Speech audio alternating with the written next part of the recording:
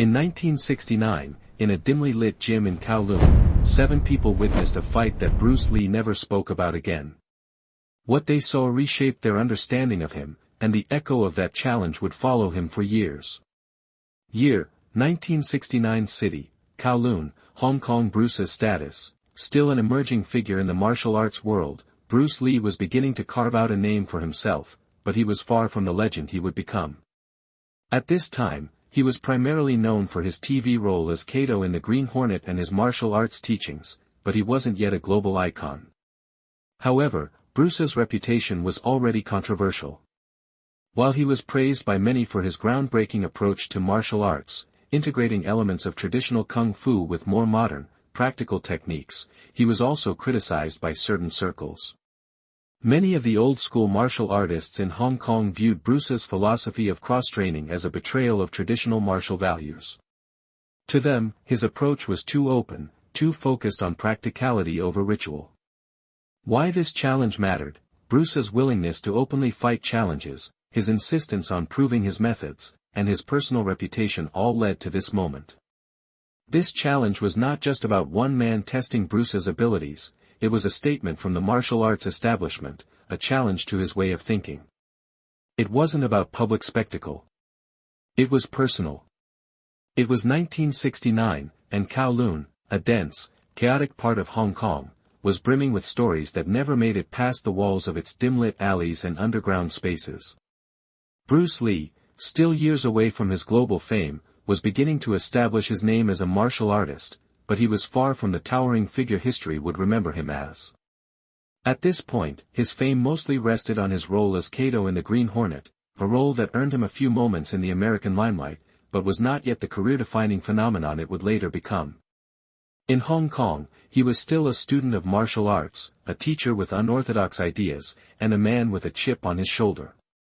What made Bruce's status controversial was the very same thing that made him stand out: his relentless insistence on blending disciplines, creating something new.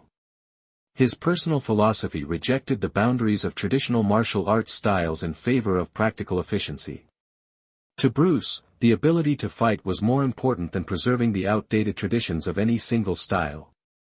This was the core of his Jeet Kune Do, a method focused on adaptability, directness, and simplicity.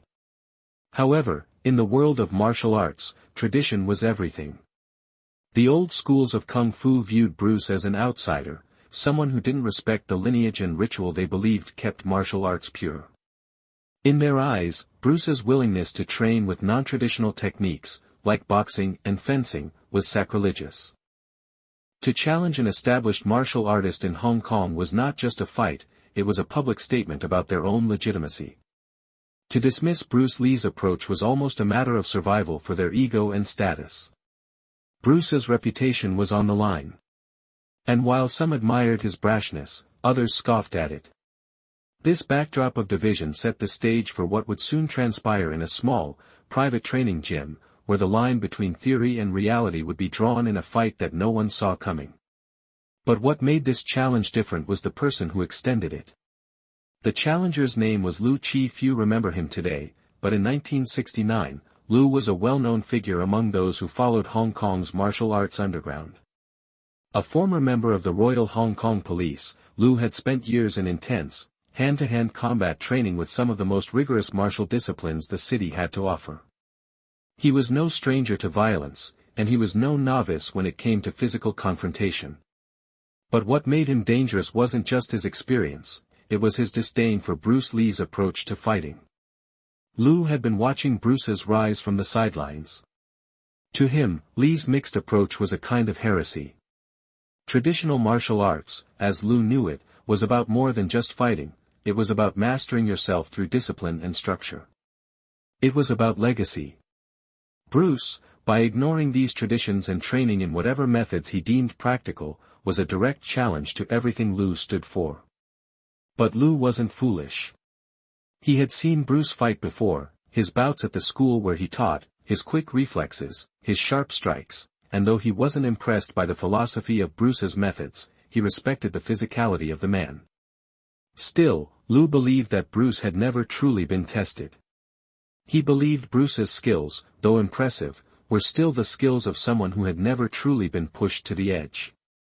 And so, he issued the challenge. There were no words exchanged in a public forum, no grand announcement made. Lou approached Bruce privately, in the small training halls where the city's underground fighters practiced, places where reputations were built and destroyed, in the silence of controlled violence. Lou wasn't after publicity. He wasn't interested in proving Bruce's abilities for the sake of spectacle. For Lou, this was personal. This wasn't a publicity stunt. It was about defending his own identity as a martial artist, about putting an end to the idea that one could simply throw away tradition in favor of flexibility and improvisation. Bruce's way might have worked for some, but Lou didn't believe it could survive against someone like him. What made Lou credible as a threat wasn't just his rank or his reputation. It was his mind. He had a deep understanding of what made Bruce dangerous, and he was willing to face him on the most unassuming terms. No cameras, no audiences, no expectations, just the kind of fight where the stakes were deadly serious. The gym where the challenge would take place was an old, nondescript building in the back streets of Kowloon. From the outside, it looked like any other small, private training space used by local fighters. The floor was worn, the walls stained with sweat, and the only light came from a single overhead bulb that flickered intermittently. There were no spectators, no eager crowd waiting to cheer on one of the city's most famous martial artists. There was only the quiet hum of a fan spinning in the corner and the faint sound of shoes scraping against the rough wooden floor. The space was cramped, just large enough for two fighters to move freely, but not enough to give them the room to truly maneuver. In a place like this, every inch of space mattered. Every step, every pivot, had consequences. For Bruce, it meant no easy escape, no chance to distance himself if things got dangerous. There were no official rules, but both men knew the unspoken understanding: this was not a match to be controlled by the rules of sport. This was a test of skill, a raw confrontation of philosophies, where only one could walk away with their reputation intact. The only rule that mattered was the agreement to fight until the end. If someone was injured, they could stop, but neither man was expected to relent unless physically incapacitated. There were only a few witnesses, close friends, a couple of Bruce's students, and a man named Quan, who had been close to Bruce for years and had observed the testing of many martial artists. Quan, though quiet in his demeanor, was the one who would recall the most detailed memories of that day. He would be the one to witness the psychological toll on Bruce, who would later speak to him, but not anyone else, about the psychological complexity of the challenge. As the doors closed and the gym became eerily still, the air felt heavy. No one spoke, no one moved. Bruce stood there, his body relaxed but alert, waiting. His breath was steady, but beneath it, there was a hint of tension, a subconscious awareness that this wasn't just another sparring match. He knew Lou had come for more than just a display of skill. This wasn't just about physical confrontation. It was a statement. Lou stood across from him, no expression on his face. He was unreadable. The only thing about him that could be read was the way his eyes scanned Bruce's body, his posture, his movements, calculating every tiny shift, every tell. The silence stretched for what felt like an eternity, but it was only a few moments before the inevitable happened. The first movement came with no warning. In an instant, Lou closed the distance between them. There was no pre-fight posturing, no wasted time. He came in with a swift jab, testing Bruce's reflexes, an immediate attempt to gauge his opponent's speed and reaction time. The punch was fast but controlled, an opening move designed to see if Bruce could read him, could predict his next move. Bruce was already in motion by the time Lou's fist reached him. With a slight pivot of his hips, he sidestepped to the left, feeling the breeze of Lou's punch whip past his face. Bruce's feet barely made a sound as they glided across the floor, his body coiling with the kind of precision that came from years of practice.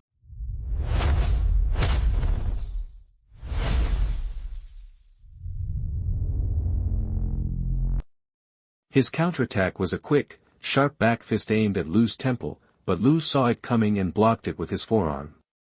The impact rattled his bones, but Lou held his ground. For a moment, the two fighters measured each other, circling like animals waiting for an opening. The gym felt smaller, the air thicker, as if every inch of space held weight. Bruce's footwork was fluid, his movements calculating, never rushing but always prepared for the next strike. Lou, on the other hand, was a wall, solid, defensive, looking for a weakness, his hands never straying too far from his guard. Bruce shifted again, moving in close, testing Lou's guard with a series of light jabs and probing strikes. He didn't try to land the knockout blow, he was testing, feeling for any gaps in Lou's defense. Lou responded with controlled force, a few quick exchanges that made Bruce step back, assessing. It was clear that Lou wasn't just relying on speed or strength, his experience and ability to read his opponent were proving to be just as dangerous as Bruce's skill set. They weren't yet in full combat mode, but the pace was steadily increasing. Bruce's movements were a dance, precise, calm, but each strike, each feint, carried the weight of intent. Lou, on the other hand, was more direct, less concerned with style, but no less lethal. He aimed to close the distance and hit hard, quickly. But Bruce wasn't about to be caught off guard. He saw the sudden shift in Lou's body, the subtle way his foot positioned itself, and in that split second, Bruce ducked under Lou's incoming strike. In one fluid motion, Bruce moved behind Lou, his arms already reaching for a control hold. The movement was precise, executed with the quiet grace of someone who knew the physics of the human body, how it could be moved, how it could be controlled, and how it could be destroyed if need be. Lou felt Bruce's presence behind him, but he was too fast to let the grip take hold. He elbowed backward with brutal accuracy, catching Bruce on the side of his ribs. The hit wasn't full force, but it was enough to remind Bruce that his opponent wasn't someone to be taken lightly. The pain seared through his side like a sharp reminder. The tension was building. Every move, every strike, was calculated. Neither man had yet given more than a hint of his true power, but both knew this wasn't a game. Bruce had felt the sting of Lou's elbow and knew it was a warning shot. Lou, on the other hand, had just experienced the first demonstration of Bruce's speed and control. This wasn't about proving who was faster, it was about who could withstand the pressure, who could push the other to the edge first. The gym was filled with the sound of their breath, the crack of bone meeting bone, the scraping of shoes against the old wooden floor.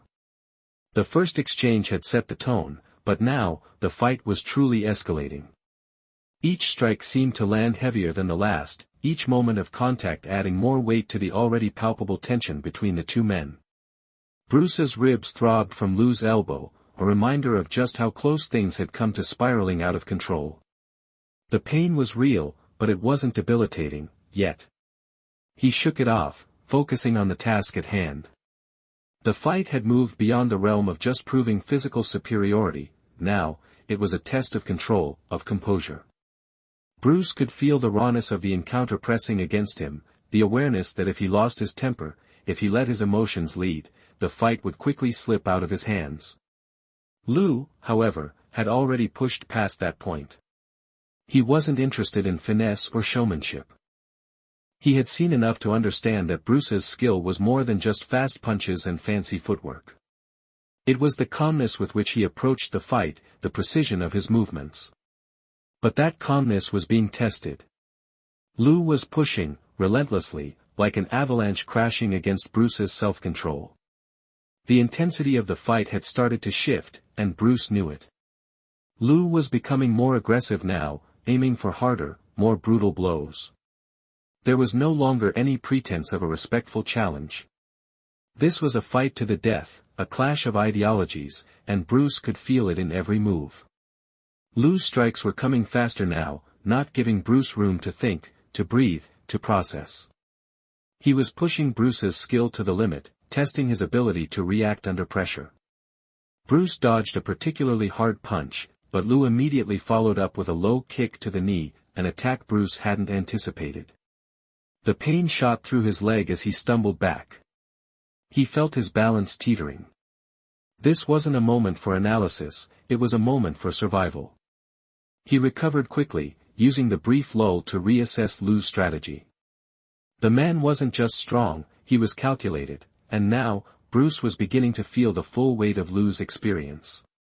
This was no longer just about skill. It was about control. Bruce realized, with a gut-wrenching clarity, that he was facing someone who understood how to push an opponent past their breaking point, not just physically, but mentally. Lu wasn't just aiming to land blows. He was targeting Bruce's focus, his discipline, his very sense of composure. For the first time, Bruce felt doubt. His confidence, built over years of training, was beginning to fray at the edges. Could he maintain control, or would he be forced to fight purely out of instinct? He had always prided himself on the ability to stay calm, to think through each movement. But this was different. Lu wasn't just testing his body, he was testing his very identity as a martial artist. The next few moments were a blur. Lu came at him again, a powerful right hook aimed directly for Bruce's jaw. Bruce shifted backward, but not quickly enough. The punch landed, a dull crack against his jaw that sent a sharp pain through his skull. Bruce staggered, a wave of dizziness flooding his mind. For a split second, he considered stopping. But then, the clarity came. He wasn't just fighting for his reputation. He wasn't fighting to prove his worth to Lu or anyone else. He was fighting to control the situation, to hold on to his calm, his focus. He had to decide whether he would let his opponent define this moment for him, whether he would let the violence of the fight dictate his response. It was a moment of choice. Bruce's hand clenched into a fist. His breath slowed. His vision refocused. Lu charged again, but this time, Bruce moved, not with the intent to strike, but with the intent to control. His body reacted with a cold precision, as if all the years of training had converged into this single moment. He sidestepped Lu's advance, grabbed his wrist, and used the momentum against him. In one swift motion, Bruce brought Lu to the ground, the impact loud and brutal in the small gym. For a moment, everything was still. The room was silent. The dust settled. Lu lay on the floor, momentarily stunned, his body sprawled in an unnatural position. Bruce stood over him, his chest rising and falling in steady breaths. The physical weight of the fight still hung in the air, tangible, oppressive. Bruce's ribs ached, and his jaw throbbed from the blow, but it was the feeling of holding back that struck hardest. He had controlled his temper, his actions, and in doing so, had avoided the destruction of his opponent. But the victory was bittersweet. Lu slowly pushed himself up from the floor, wincing as he adjusted his posture. He met Bruce's eyes, and for a brief moment, there was no animosity, only the recognition of what had just transpired. The fight had stripped away any illusions, any expectations. Lu had come into the gym expecting to crush Bruce's reputation, to prove that his martial philosophy was flawed. But in the silence that followed the clash, there was an unspoken understanding that neither man had truly won, not in the way that mattered. Bruce helped Lu to his feet, the gesture nothing more than a formality. There was no satisfaction in the victory. It was a victory of discipline, of control, but not one that would be celebrated. There were no cheers, no photographs, no reporters. There was only the grim satisfaction of knowing that he had passed the test, and that he had done so without breaking the principles he had spent years developing. Outside the gym, the world moved on. Bruce's legend would grow in the years to come, his movies, his philosophy, his status as an icon, but the fight in Kowloon was never talked about again. It was buried in the quiet corners of his life, known only to the few who had been there to witness it. Bruce would speak of it once, briefly, to Quan, but he never told anyone else. There was nothing to gain from it. The world was already beginning to understand his methods, his vision. This fight had been a personal one, and Bruce had learned more about himself in those minutes of combat than he had from any other encounter. But the aftermath left its mark. Bruce was not the same man he had been before the fight. In the years that followed, as his fame spread and his personal life became a whirlwind of press and scrutiny, Bruce carried with him a quiet humility, a deeper awareness of his own capacity for violence. The challenge in Kowloon had exposed not just his strengths, but his vulnerabilities, his fear of what could happen if he let his anger and his power go unchecked. The witnesses, too, were changed by what they saw. They never spoke much about the fight, but those who had witnessed it understood that Bruce Lee was not just a fighter. He was a man, one who had faced real danger, who had confronted not only an opponent, but himself. Their recollections of that day were filled with a strange reverence, not for Bruce's physical prowess, but for the calm with which he had handled the heat of the moment. They knew that the most dangerous man in the room wasn't the one who won. It was the one who knew exactly how much damage he chose not to do. In the years to come, this would be the moment that defined Bruce Lee, not as an unbeatable force, but as a man who understood, more than anyone, the fine line between destruction and restraint. The strongest man in the room is not the one who wins. It's the one who knows exactly how much damage he chose not to do.